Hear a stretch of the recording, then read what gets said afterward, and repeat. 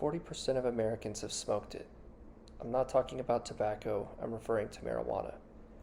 The history of marijuana spans back to before that of humanity itself. According to Marijuana's History by Agatha Blazak, the plant has grown indigenously and is thought to have first originated in modern-day Mongolia. Since then, the plant has spread all over the world, being grown on nearly every continent. In addition to this, according to a USA Today article, the plant has been used medicinally since at least the medieval era, being used for toothaches and childbirth mostly. Historically, the plant has been used by commoners, nobility, even Shakespeare, as a tobacco pipe of his recently tested positive for cannabis, according to Mark Cugnon. In more recent years, marijuana has had much more controversy surrounding it. Marijuana has skyrocketed in popularity since its historic beginnings. Marijuana was first introduced into the US in the early 20th century and was used heavily among migrant Mexicans. Marijuana was not heavily used in the US until a resurgence in the 60s when hippies began to embrace the plant and made its way into the mainstream.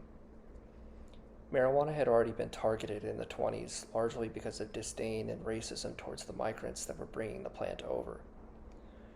Since this time of marijuana prohibition, in recent decades, a trend moving towards legality is formed. Beginning in 1996, California was the first U.S. state to enact a medical marijuana law. A lot has changed in 24 years.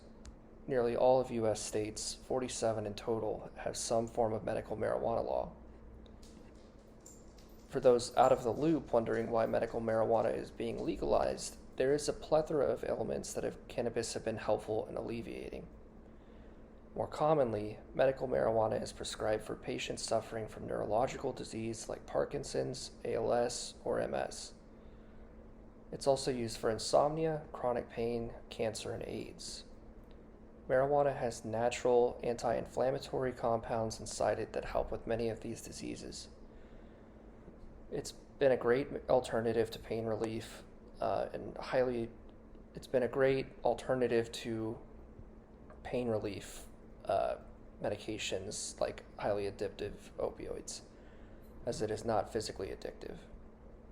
In addition to benefiting public health, marijuana is also a helpful tool in aiding our economy.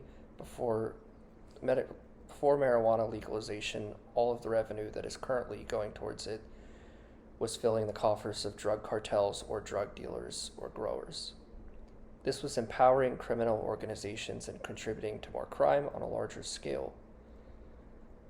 For states that have legalized marijuana, that revenue is going towards local infrastructure. By placing a sales tax on marijuana, states and cities are now seeing a boost in funding. Colorado rakes in millions of dollars towards education every year off of the sales tax they receive, and most patrons are happy to pay the extra cost. With legalization came oversight and regulation. This has led to a safer, high-quality product than was previously available. Despite marijuana's historical usage as a medical plant, those that oppose marijuana legalization have the largest qualm with its risk to health. For generations now, despite millions of dollars in lobbying, we have known the ill effects of smoking. This was one of the primary concerns for many opposers of legalization, and they're right to be concerned. Smoking has caused more deaths from lung cancer and heart disease than all the lives lost in all of our wars. On average, around 480,000 Americans perish every year from it, and those that do not often experience high blood pressure, lung damage, asthma, and other ailments. I fully agree that smoking is detrimental and dangerous regardless of what is being smoked. Luckily for the health conscious, technological advancements have surfaced and have created marijuana that is much safer than it had ever been before. There are now several different ways to consume marijuana that circumvent smoking, therefore eliminating that risk of lung cancer. Marijuana is now available sublingually under the tongue, transdermally through patches that go through the skin, or orally in the case of edibles. An added benefit to the safety is that these methods have controlled, measured doses, unlike the case with smoking marijuana, that ensure the user receives a regulated dose. One thing to note regarding health concerns is that nobody has ever died from marijuana overdose, according to the Huffington Post.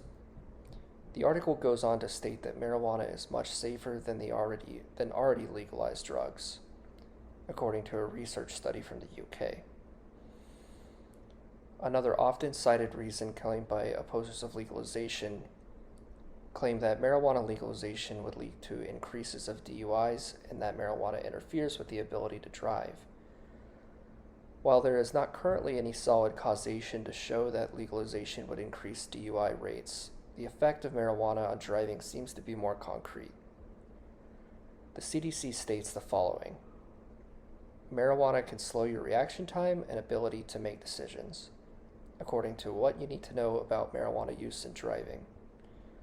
This aligns with many first-hand accounts of use while driving, as many feel that everything around them feels slowed down, the user's reaction time included. The CDC also states marijuana use can impair coordination, distort perception, and lead to memory loss and difficulty in problem solving. The risk of impaired driving associated with marijuana in combination with alcohol appears to be greater than that for either by itself. Clearly, these side effects are problematic when they occur while driving, as well as the potential coupling with alcohol consumption. The nature of the drug cannot be changed, and as such, the risk of impaired driving will likely be a continuous source of worry. I think the answer to these worries is a common sense approach. We all know smoking is bad, so don't do it. There's other ways to consume cannabis. We all know you shouldn't drink and drive, and we shouldn't do it with cannabis either. There's seemingly no medication on earth that comes with zero side effects, marijuana included. But overall, it's a plant that's helped millions of people, it's a plant that's boosted economies, it's a plant we as humans have been using for thousands of years, and hopefully, with the law on our side, thousands more.